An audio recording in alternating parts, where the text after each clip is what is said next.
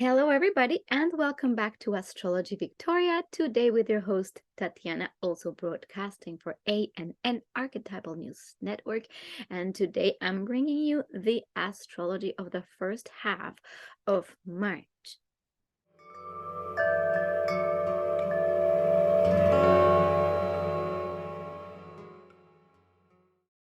Let's dive into it. We kick off this month. I'm going to talk about one particular scenario that we'll be seeing throughout the whole month. It's that there's a lot of mutable energy. We're moving into a lot of mutable energy with extremes amount of Piscean energy. And this requires a lot of trust in a process that's beyond our ego. So we have simultaneously a lot of Piscean energy this first half of the month, where literally miracles can happen if we allow the flow of existence to take us. And simultaneously, we have a strong Aries energy. And Pisces and Aries they're like adjacent energies. It's one kind of dissolves everything. It's this deep trust, is the whole oneness, the connection to all that is. And then the other is it's about personal desire, action, getting things done, being brave, going at life with bravado, So we have these two very not, very different energies, very present. And the first week we have, at least starting the week, we've been moving through this Jupiter, Chiron and Venus conjunction. So if you didn't see my little video, my little skit on this conjunction, my astro skits are just it's a way of portraying the energy, not the only way. Energy expresses itself in so many different ways, but this is kind of my portrayal of what it could feel like. So let's just have fun with it. If you haven't watched it, please watch it. It's fun. What this essentially means is that there is energy available for a lot of opportunity. An opportunity in the area of life where you have Aries. There's an opportunity around money, around connections, around love, friendship, anything that has to do with Venus and Jupiter. It's the coming together of all the expansive opportunity of big things. And with Venus, it can signify things that we want, we desire, we truly are connected to. Obviously, it's connected to abundance and money, if we want to put it that way. And then Chiron. It's like Chiron kind of puts that little question of why are we so afraid of just trusting that there's something that is good for us, that we truly want and want to go for? Where are those wounds coming from? It could be wounds associated with love, with self-worth, it could be limitations of our belief in being capable of doing something, because maybe we were told when we were little that we couldn't do something, or who knows. And it depends also what area of life you're having this transit, where there's opportunity and where do you feel can I do this? So you can actually help heal that part of yourself. Whenever we have Chiron in the mix, there is the word healing involved. Meaning, if we truly want to look into what causes the fear of being wounded again, then we can actually heal it, because we see that energy and the quantum reality of nature is that we are never really wounded. If we truly align with that divine sense of being, the wound is something of the reptilian brain remembering, oh, I burned myself, I'm never gonna do that again. It's pattern. So this is a great opportunity to look into where are those patterns coming from. In my case, it's interesting because this transit is going through my 5th house. And I have been having a lot of opportunities in the creative arenas, which I'm super happy about. And I've been very consciously seeing if I'm feeling stopped at doing something, or if I cannot stand up for something that I want to do that is creative, like why would I restrict myself, or what it's preventing me? But what it's true is that in my case, I have been asked to do so many creative projects lately, and I'm like, well, yes. and and the and if you saw my little Astros kids, this is where that comes in. I'm like, I really want to make something that's creative, and it's fun because that's a big part of my personality. Having an Aries moon is creativity, and doing things my way is very important. But the fear is like, what if people don't like it? And I have had to kind of go, it's okay. Nobody likes it. So what? I'll still will express my creativity. So I have to go past those blocks in order to just kind of do it. And this is the motto of this transit, is just do it. Because the opportunities that Jupiter brings are going to probably make a big expansive sense of accomplishment. Now, the downside of this energy could be that we get overly confident and then overlook important things. For example, overspending is one possibility with Jupiter and Venus, like overindulging, then everything becomes an excess. So what we want to always be careful of is if we're gonna go do something that seems too big. And if you looked at my Astros kid, I talk about the Ironman race as being, well, make sure that you also keep a certain sense of reality and realistic approach, so you're not then burnt out, or you realize that you jumped into something that you couldn't handle, and at the same time trust that is, if this comes from your heart, from a true soul's desire, you will be able to handle it. So this is where we have to discern what comes from patterns and fears and what comes from actual soul. And this gets us into our next kind of important, very important transit, which is, it's going to be huge. And I'm going to talk about the Virgo full moon and the entry of Saturn into Pisces. So this is going to set a whole different tone into the trust of the flow of life for a big part of the collective. So we're going to have on March 7th, the full moon at 16 degrees and 40 minutes of Virgo. And Saturn is just about to enter Pisces. It's at its last minutes of Aquarius, and that is the very much anaretic degree.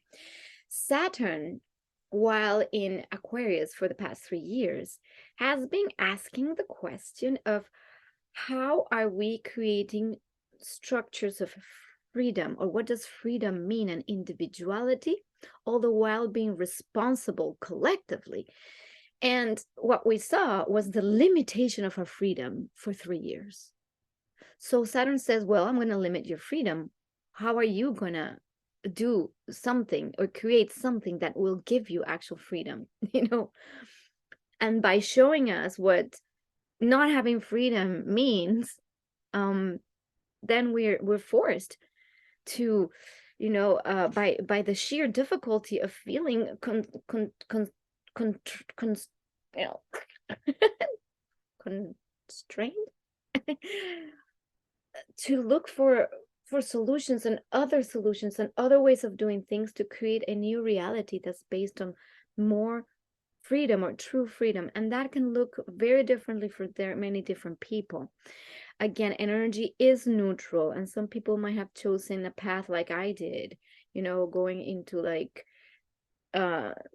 finding a situation where I get together with people is a very Aquarian thing to do, collaborating in order to create systems of exchange, more food sovereignty, learning how to grow food, all these things that are like, oh, and they came out of a difficult times, basically. During the pandemic, there was so much questioning around what freedom really means. And we saw all these movements and the freedom fighting because archetypally, during these times, we're really asking that question. And Saturn wanted us to create structures that truly, truly represent freedom to our souls and our being. For some people, it might mean that they moved their businesses online and are maybe technifying more, and that gives them more freedom to do stuff. That could be an option. Yes, then there'll be the whole topic of AI, which is very complex. And some might say, well, this is the new evil gonna take over. It is very possible too. Science fiction, science fact, like all of that. And I'll talk about this when we talk about Pluto into Aquarius in a separate video. But it's true that also certain systems that are technological in all these new technologies are also freeing up more time for people. What does that mean? I don't know, but we will see in the next coming 20 years while Pluto transits Aquarius, we will see the ugly parts of it, and we'll see also how the new way of existing as humanity, how we want to take our humanity. These are all going to be questions that this month are going to be, I mean, we're foreshadowing that with the entry of Pluto in Aquarius at the end of the month. We have already been seeing some foreshadowings of things, you know, an acceleration in technological advances. I was looking at a video on the first actual successful nuclear fusion for possible free energy into the future, who knows when, you know. Now there's new opportunities for like metaverses, and I'm not just talking Facebook metaverse, that's just one example, but you know, all these alternative things that are all in air. And remember, we've talked that we have been having these conjunctions since the big conjunction in Aquarius, the Jupiter-Saturn conjunction, and in air, this kicked off an era of everything being air. So a lot of our systems are moving from Earth, you know, paper and to digital systems. This is, whether we like it or not, is one reality. The good news is that another reality of this air era is that it's also about energy and the natural organic systems of energy and energy exchanges. How does energy and spirit works? You see, so there's different octaves of this, but the point being that we're going to see these things happen, and then we can make choices around how we navigate this collective consciousness, and what are the choices we make into shaping this new air you know, this literally this air age of Aquarius. And with Saturn moving into Pisces, so let's back to Saturn into Pisces and having a lot of Piscean energy at the beginning of the month, there's a few things that could happen. So first, big amounts of immutable energy. On the full moon, we have Mars in a T-square with the full moon. So what could happen is that there could be some frustration around things that we think we're going one way, and with Mars in Gemini, we could have experienced, or we could be experiencing, again, many multiple possibilities, multitasking, doing diverse things, kind of going here and there. It's very mutable. And we could experience certain levels of frustration that what we think we want, we're not getting. But then there might be, if we quiet our mind and truly connect to spirit, our spirit, which is all this Piscean energy, says, can you just for a moment and allow the senses, and this is Mercury in Pisces, allow the senses and the intuition to guide you. This is going to be very important to start practicing practical spirituality. And this is where Saturn comes in the mix.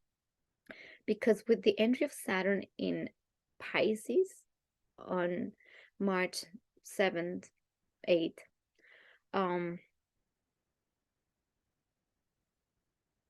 Saturn's going to be there for about 3 years. These next 3 years, the question of Saturn is, how are you truly connecting? How are you truly embodying true spirituality? What does that even mean?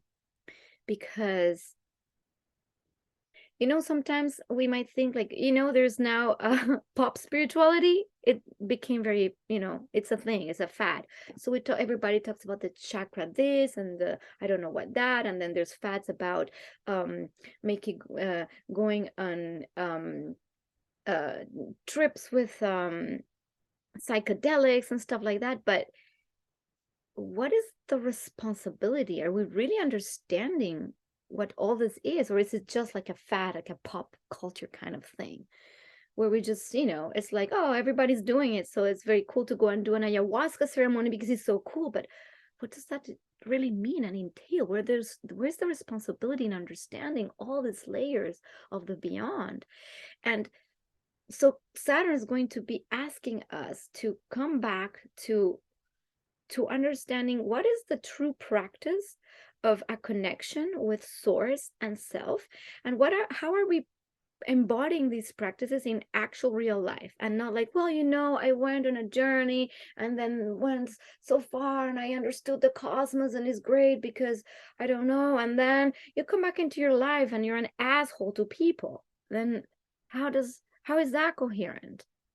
So if we've been going down that route, and I mean, and I'm not pointing fingers at anybody, I'm just saying that if this is kind of something that we've been swept in, this kind of new agey kind of pop spirituality, Saturn is going to make sure that we're understanding that there is enormous responsibility in the level of coherence we have to have with our thoughts, our mental processes, our bodies, our physical vessel, the energy we put out, the energy we allow in, all of that. And the way to go about this in its best expression is to have grounded practices.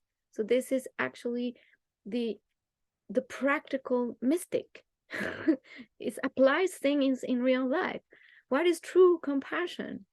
Not like, well, I'm a compassionate being and, you know, but then I do like shitty stuff, you know, I don't know, or I practice all these things, but then, you know, it's like the preaching but not practicing kind of thing. So if we've been going like, oh yeah, well, I'll go to church every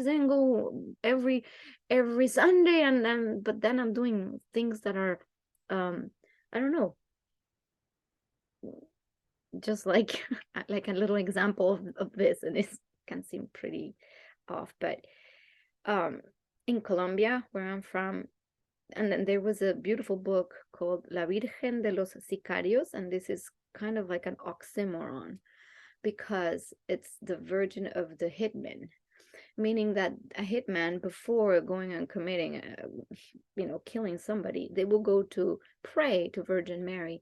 Please, I am devoted to you, and I'm devoting this whatever prayer, and please help me have the hit be successful. So how does that, you know, make sense? How is that even coherent? So this is a little bit of an example, an extreme example of an incoherence with respect to true spirituality and compassion.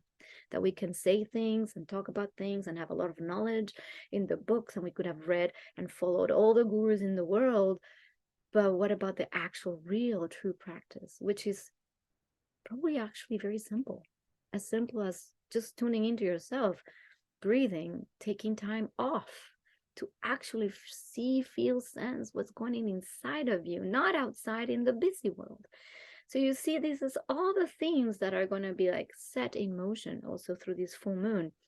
And because the moon is in Virgo, Virgo is about the practicality. So there is an opportunity to start thinking about, how am I applying all these things in my real life? How are we bringing the practical aspects of spirituality? And the next layer is, how are we really trusting that there is a divine plan? So the ask of this kind of first week is going to be, you want miracles in your life, then allow your intuition to guide you. take those times out of busyness, of all the distractions, which is Mars, Mars in that T-square, it's like all these distractions, and just focus within. The sun is in Pisces, also illuminating that.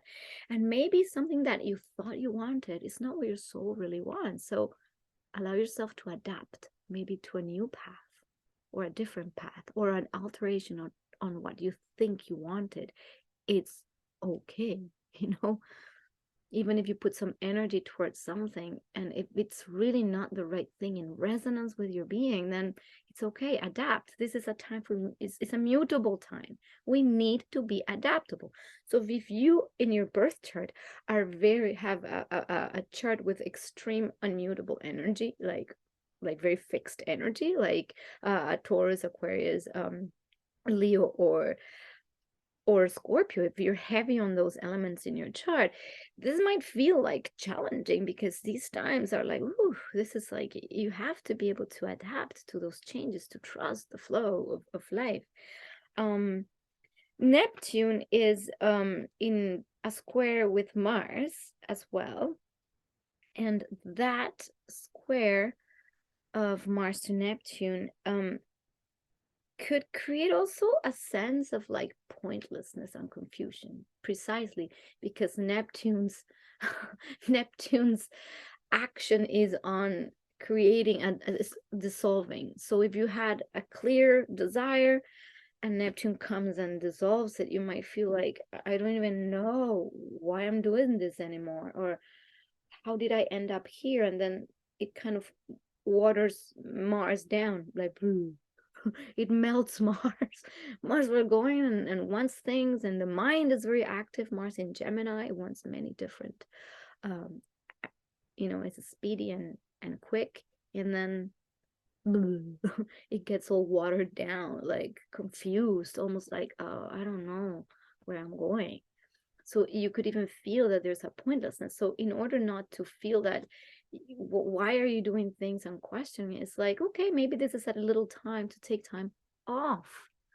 Because for the first 2 months, it was like, go, there's action, there's initiation, there's movement forward. And now, there's like, well, whoa, tone it down. And also because we have Mars will be also trining Saturn later on, and with this trine a little bit later on in the month, what's going to happen? Well, that's towards the 12th of March. So later on in this next, again, I'm talking about the next 2 weeks. So the energy of the next 2 weeks is like, there's going to be like almost a little break on Mars, just so that we can move slower. There is an invitation from this whole Piscean energy. And Pisces, it's this dissolution. You see here is like, it's so intangible. And when Saturn trines Mars, it wants a steady and focused progress. And it's a great opportunity to precisely adopt maybe certain routines and practices that can bring you closer to yourself and your true soul's desires. For instance, and I see this, for example, in people that do vipassana, and I have a friend who is a very avid meditator who has a Mars Saturn conjunction, and he can sit for hours, in this concentration. It's the concentration of that energy, With this trine, there seems to be, a capacity to concentrate and focus the energy into something. And because there's this Piscean energy, it's like, what are we going to focus the energy on? That is the big question. Are we going to still be pulled into the scattered, into having some kind of pipe dream that's been sold to us by something outside of us, all the media and all the commotion and all that's going on out there in the world, that we're gonna enter all that commotion and get lost in it? Or are we going to go within in our inner being and ask those questions? because our inner compass is perfect. The thing is that we tend to get really, really, really distracted. So, yeah, what else? Practical spirituality. I'm just looking at my notes. Then Uranus will be also, let me see a little bit. March, Moon, and Uranus. Yeah, Moon Uranus also in this during the Virgo full moon, the moon will also be trining Uranus. So the moon can, the sense when we connect our emotional field to a bigger, higher intelligence, let's say that field of consciousness, call it the quantum field, then we can get a lot of ideas of how we can feel more free, because Uranus, remember, wants to free us up. And that true freedom is not, I've been asking myself this question a lot. What is true freedom? What does that entail?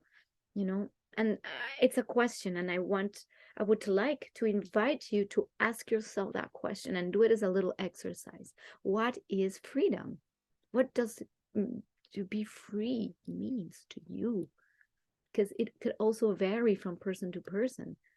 But whatever it means for you, it's important that you reflect on this right now, because this is the only way we're going to be able, as a collective, to evolve into a more connected to self and the whole society or collective. Because if we're not connected to self first, it's very difficult to connect to all that is and still be authentic. Then if you're not your authentic self, you're still run by patterns or somebody else's idea of what you should be experiencing and what your life should be like. I definitely recommend as a tool to use astrology to maybe further the knowledge of yourself. It's a tool like many other tools. And if you would like a reading with me, you can check below how to contact me, and I can help you with that, because that's a tool. Or you can also, learn a little bit of astrology. We have a few videos of like 101 astrology. If you want to learn a little bit of basic astrology, just check our playlist on educational astrology, which it's very basic, but it gives you some ideas on how to even interpret your chart or get to know yourself. I definitely recommend that. And I'm thinking that in this new age of Aquarius, astrology is going to become very popular. It's going to come back from the underground world into a visible, useful tool, right? So that is that. Anything else that I have forgotten? Definitely this time, also this next 2 weeks, will be a very non-linear process. So if you were thinking going one way very specifically, well, expect to be kind of moved somewhere else. So this is why it's very important to not get frustrated. And that's where Mars and in a square with the moon, especially on this full moon, could bring frustration or anger. It's because you might not, you want to go there and it's something else pulls you in. So float. Imagine somebody like inside the water. You're just trying to like hang on to something you can't hang on to, because there's nothing to hang on to in water. And I love water. And you know what you do? The best way to actually be at peace with water is to relax in the water. Then you float, and then the water just takes you. It just takes you. That's obviously if there were some waves. So you're being taken by the natural flow of a bigger consciousness that wants to go somewhere. So when personal desire, which is all this Aries energy, aligns with soul, that everything, that's when you can start seeing the miracles that appear in your life. That's basically it. So these 2 weeks are very important in that sense. So in order to wrap up, I'm just a couple bullet point reminders. Go with the flow. Don't try to control outcomes. What you're expecting to happen a certain way might happen some other way, and take time off and slow down. If you do these things, you might be really aligning with the energy of this 2 weeks and with this full moon. Yeah, that's all I have for you today, and I will see you very soon for more videos, and check out my astro skits. Please feel free to like, share, subscribe if you like this video and my videos. It helps the algorithm find me and get this content further out. So thank you, blessings, and I'll see you very soon.